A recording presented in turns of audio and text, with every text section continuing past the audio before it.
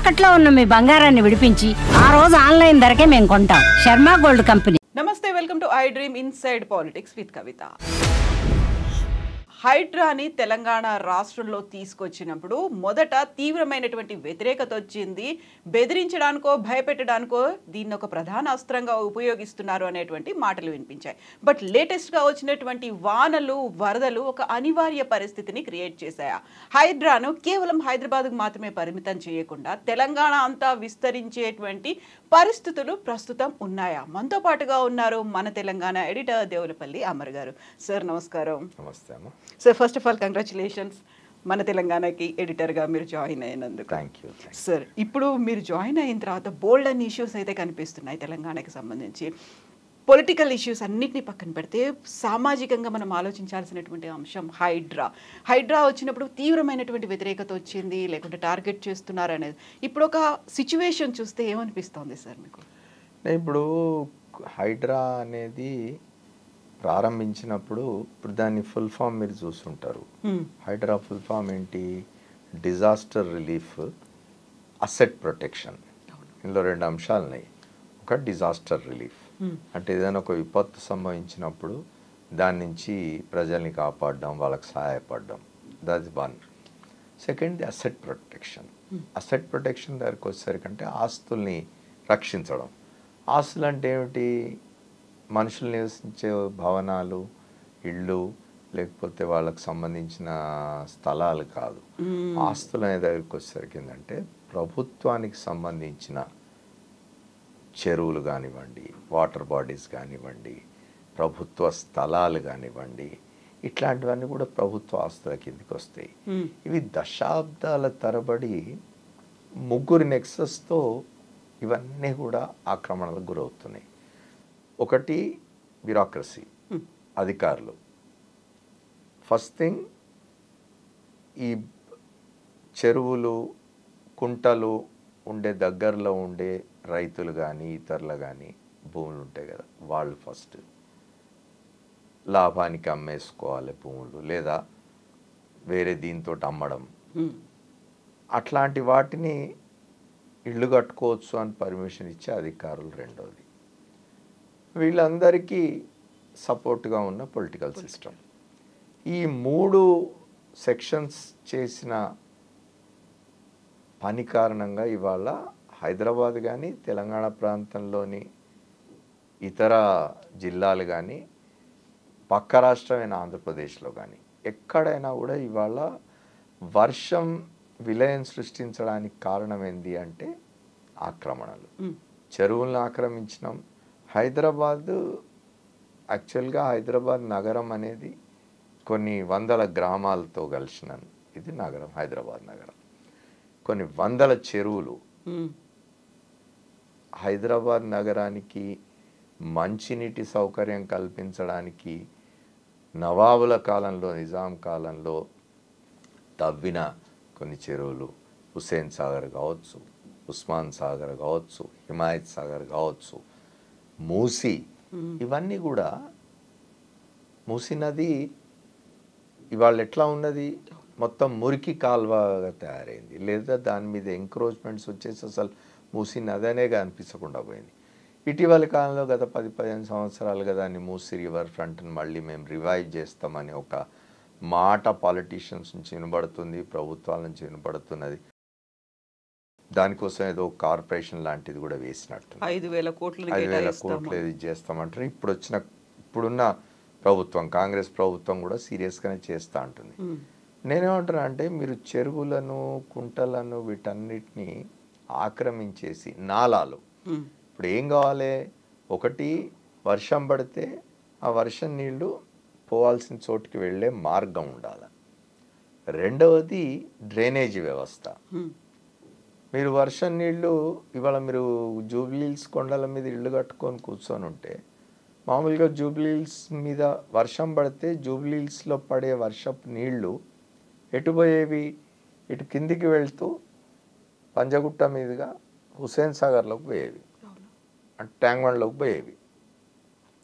అటు పోకుండా ఆపి అక్కడంతా ఆక్రమణలు అయ్యి జూబ్లీహిల్స్, బంజారా హిల్స్ కింద పంజగుట్ట ఏరియాస్ అన్నీ మొత్తం అంతా మీరు బిల్డింగ్స్ కట్టేసి హుస్సేన్ సాగర్లోకి పోకుండా చేసి హుస్సేన్ సాగర్ను కూడా ఆక్రమించేసి ఒక నెక్లెస్ రోడ్ కట్టి ఒక ప్రసాద్ ఐమాక్స్ కట్టి ఒక ఎన్టీఆర్ స్మృతివనం కట్టి ఇట్లాంటివన్నీ చేసి అక్కడ మీరు అటువైపు నీళ్లు పోకుండా చేయడానికి ఏం చేసినారు, జూబ్లీహిల్స్ మీద పడే వర్షం నీళ్ళన్నీ కూడా ఇటువైపు కింద టోలీ చౌకి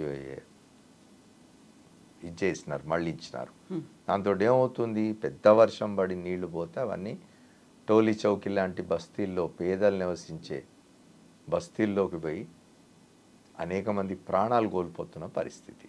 ఇవన్నీ ఎవరు చేస్తున్నారో, పాలకులు చేస్తున్నారు. ఎందుకు చేస్తున్నారు అంటే ఈ నెక్సస్ రాజకీయ నాయకులు, రెవెన్యూ వ్యవస్థ, బ్యూరోక్రసీ వీళ్ళంతా కలిసి వీళ్ళని ఆక్రమణలు, real estate mafia, real estate.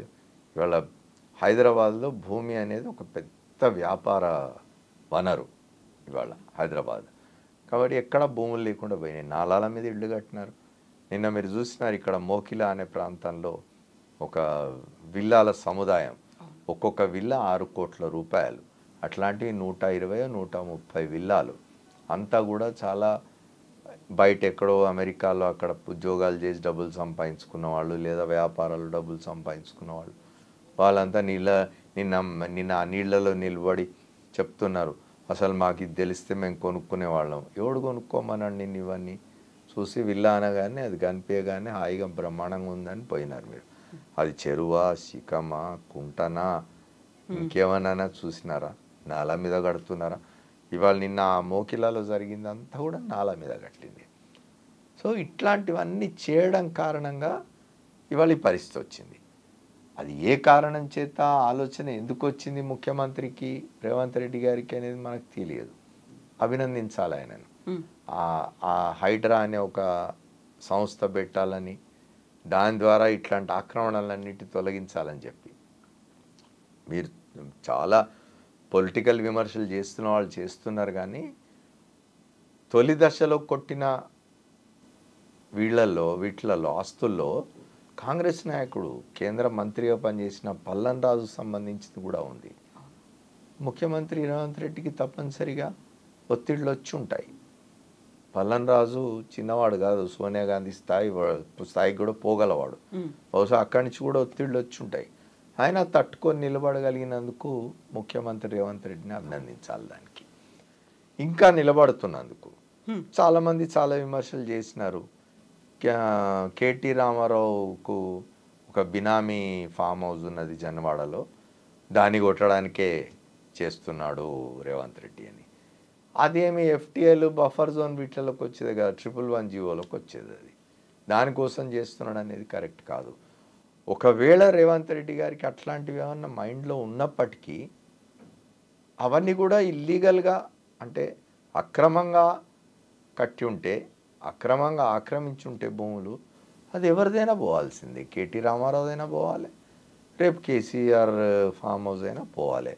ఒకవేళ అవి చెరువుల్లో కట్టుంటే, అక్రమంగా ఆక్రమించుకొని కట్టుంటే, నాలాల మీద కట్టుంటే, లేకపోతే మీరు పర్యావరణాన్ని ఎట్లా రక్షిస్తారు?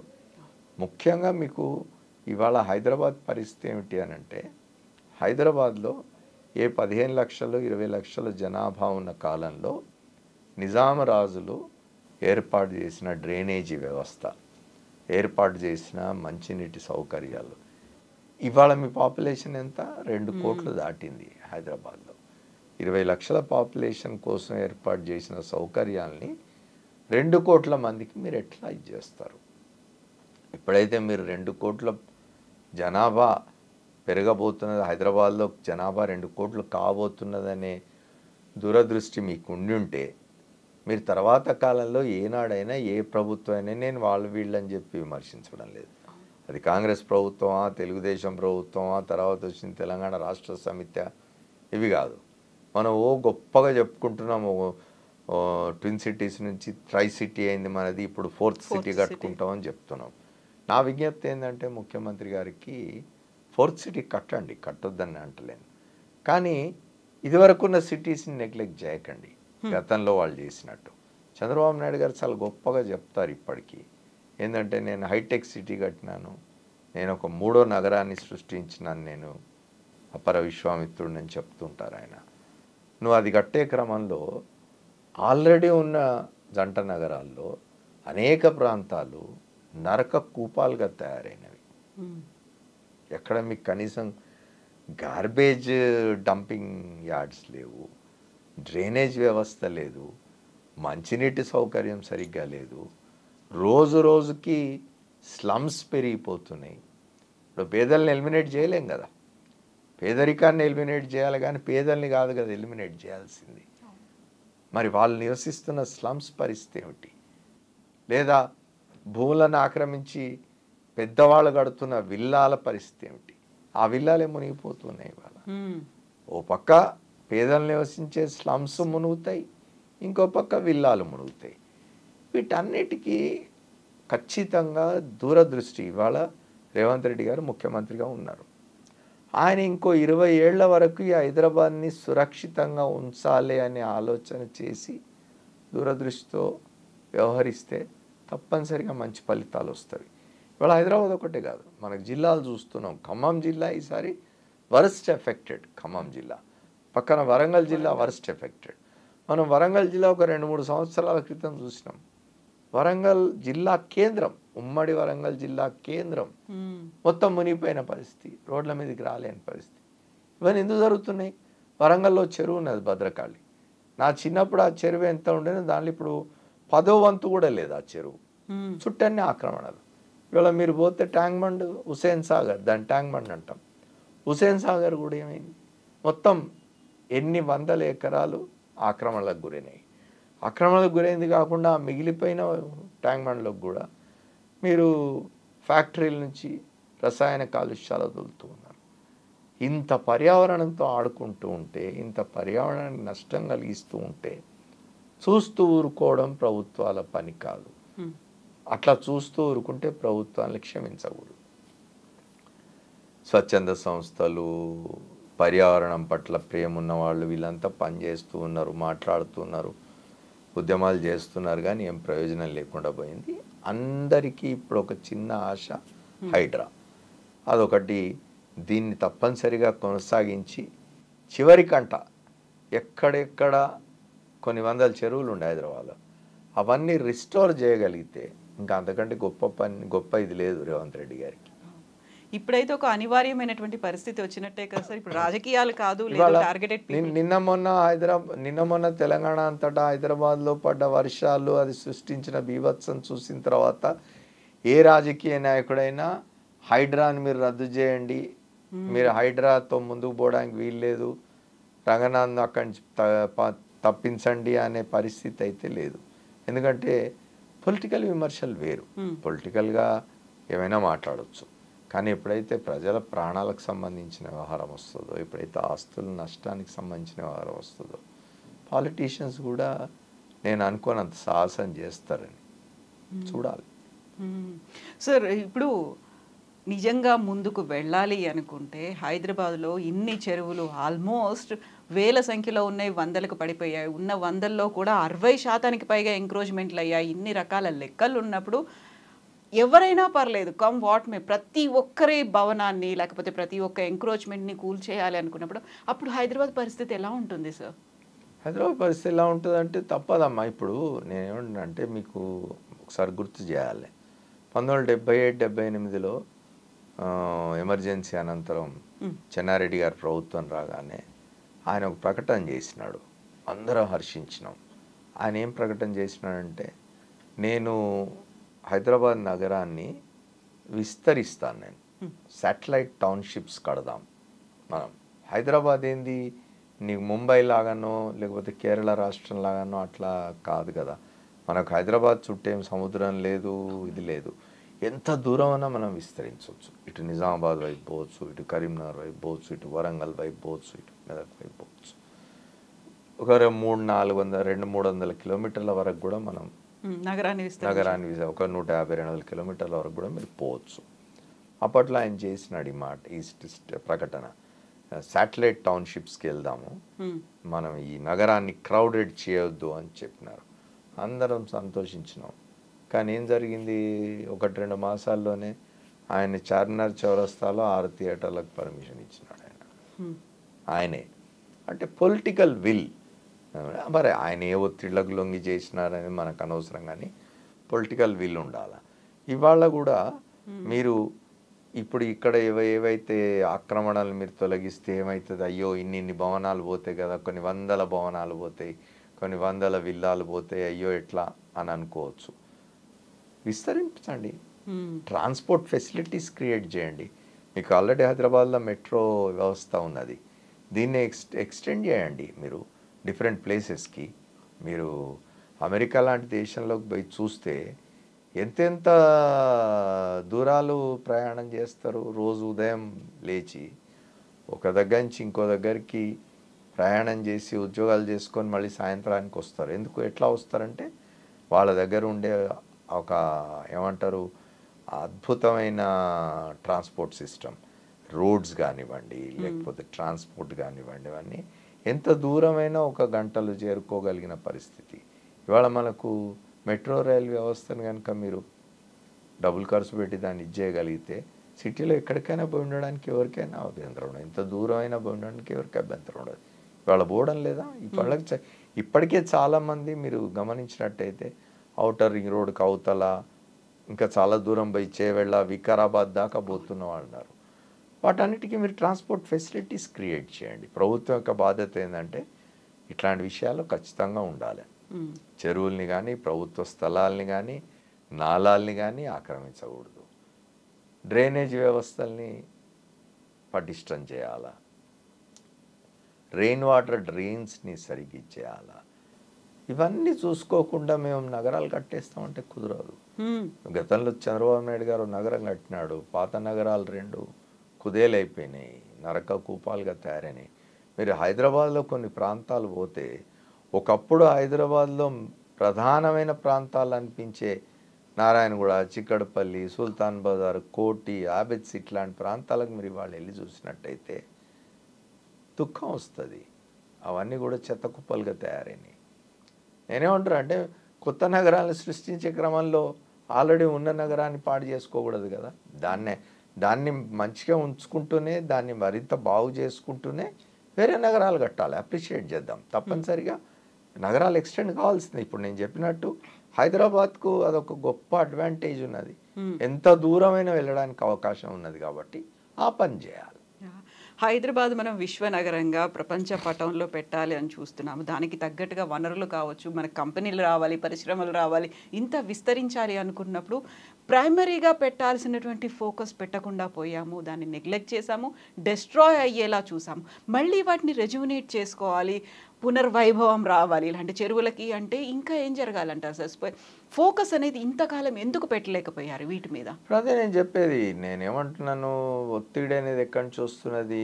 రియల్ ఎస్టేట్ వాళ్ళ దగ్గర నుంచి ఒత్తిడి వస్తుంది. ఎందుకంటే భూమి అనేది వాళ్ళ చాలా విలువైంది, వాళ్ళ అన్నిటికంటే ఎక్కువ, బంగారం కంటే కూడా ఎక్కువ విలువైంది భూమి. కాబట్టి భూమి ఎవరి దగ్గర ఉన్నది? ప్రభుత్వ స్థలాలున్నవి, లేకపోతే ఇట్లాంటి చెరువులు, కుంటలు ఇట్లాంటివి ఉన్నాయి. వీటన్నిటిని ఆక్రమిస్తే తప్ప మీకు నగరానికి దగ్గరలో లేదా నగరం మధ్యలో కట్టడానికి లేదా నగరాన్ని ఆనుకొని కట్టడానికి లేకుండా ఉన్నది. కాబట్టి వాళ్ళ ఒత్తిడికి లొంగి రాజకీయ వ్యవస్థ కూడా దీన్ని ఆ పార్శ్వాన్ని పట్టించుకుని ఉండదు, నెగ్లెక్ట్ చేసి ఉంటుంది. ఇప్పటికైనా ఆలోచన వచ్చినందుకు అభినందిద్దాం. ఇప్పటికైనా హైడ్రా లాంటి ఒక సంస్థను పెట్టి ఒక ఎవరికి లొంగని ఎవరి మాట వినని అధికారిని పెట్టడం అనేది గొప్ప విషయం.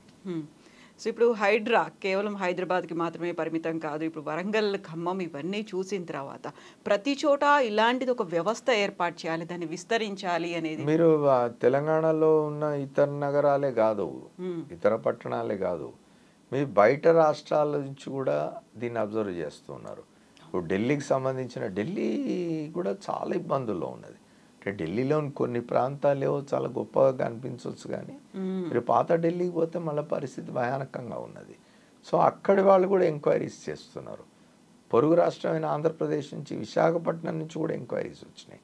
నిజానికి ఇప్పటికి విశాఖపట్నం ఇట్లాంటివి ఏవి లేని ఒక అద్భుతమైన సుందర నగరంగా ఉన్నది. అక్కడి నుంచి కూడా ఎంక్వైరీస్ వచ్చినాయి.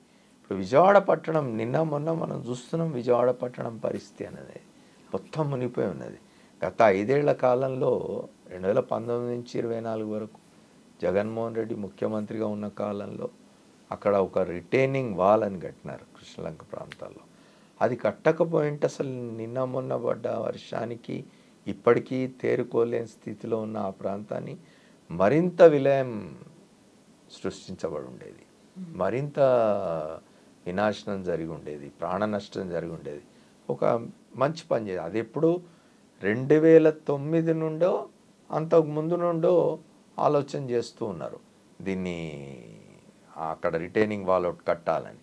2019 వరకు మొదటి దశ కూడా కాలేదు. వైఎస్ఆర్ కాంగ్రెస్ పార్టీ ప్రభుత్వం వచ్చిన తర్వాత 19 తర్వాత 2-3 దశలు కూడా పూర్తి చేసి మొత్తం పూర్తి చేసినారు. ఇవాళ అదే ఆదుకుంటున్నది విజయవాడ పట్టణాన్ని. రాజకీయంగా జగన్మోహన్ రెడ్డితో విభేదిస్తారా ఇంకోటి అనేది వేరే విషయం, కానీ ఒక మంచి పని జరిగింది, అప్రిషియేట్ చేయండి. అట్లాంటి చర్యలన్నీ జరగాలి. ఇప్పుడు ఖమ్మంలో భూముల ఆక్రమణకు గురైనా, చెరువుల ఆక్రమణకు గురైనా, వరంగల్లో అయినా ఇంకో చోట అయినా ఇవన్నిటిని కూడా రెస్టోర్ చేసుకోవాలి అనే ఆలోచన ప్రభుత్వాలకు రావాలి. ప్రభుత్వాలకు రాకపోయినా వాటి మీద ఒత్తిడి తెచ్చేంత చైతన్యం ప్రజల్లో రావాలి. అంటే వాళ్ళే నష్టపోతున్నారు కదా. ఇవాళ చూడండి ఎంత జిల్లాలలోకి పోతే, మీరు వరంగల్ జిల్లా కానీ ఖమ్మం జిల్లా కానీ పోతే దయనీయంగా ఉంది పరిస్థితి.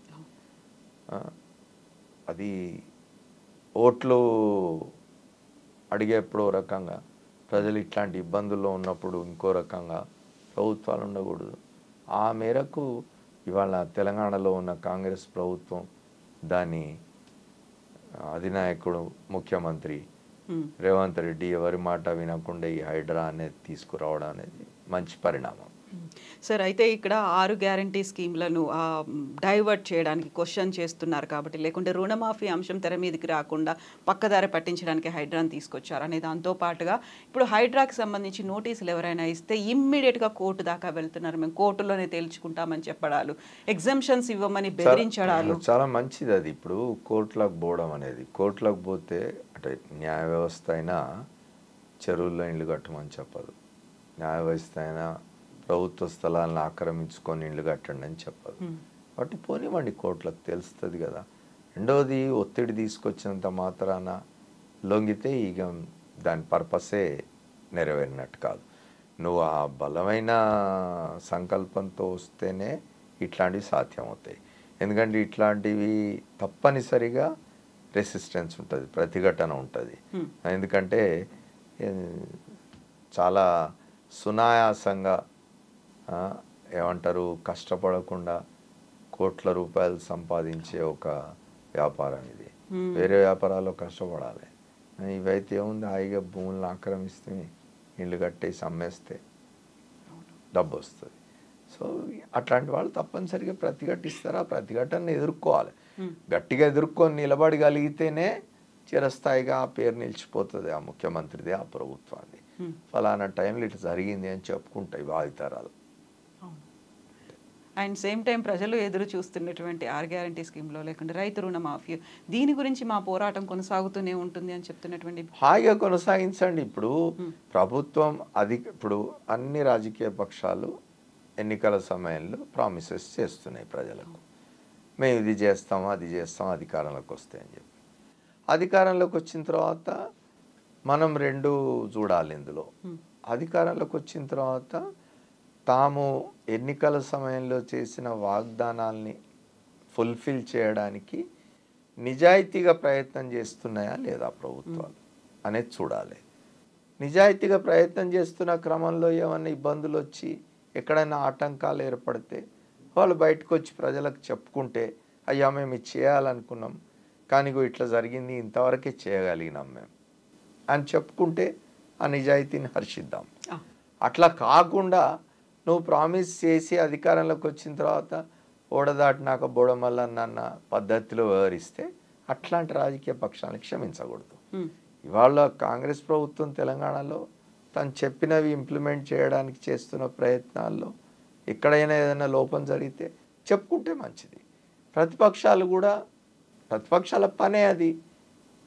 మీరు ఈ ప్రామిసెస్ చేసినారు, ప్రజలకి మంచి చేస్తామన్నారు, ఇది చేయండి మీరు అని నిలదీసే పనే కదా ప్రతిపక్షాల పని. వాళ్ళ పని వాళ్ళు చేస్తారు, వీళ్ళ పని వీళ్ళు చేయాలి. ప్రజల దగ్గర పోయి చెప్పుకోవాలి వీళ్ళు, అయ్యా మేము ఇది చేద్దాం అనుకున్నాం, కొన్ని అవాంతరాలు వచ్చినాయి, లేదా ఇంత మేరకే చేయగలిగినాం, ఇప్పుడు ముందు ముందు ఇంకా చేస్తాం ఇట్లా చేస్తాం అని చెప్పుకుంటే ప్రజలు కన్విన్స్ అవుతారు. అట్లా కాకుండా ఒకసారి అయిపోయిన ఎన్నికలు మేము గెలిచి ఇష్టం ప్రజలు ఎవరు అని అంటే గుర్తుపెట్టుకొని నెక్స్ట్ ఎలక్షన్స్లో చెప్తారు. Yes sir, thank you so much sir. Welcome thank you welcome అమ్మా.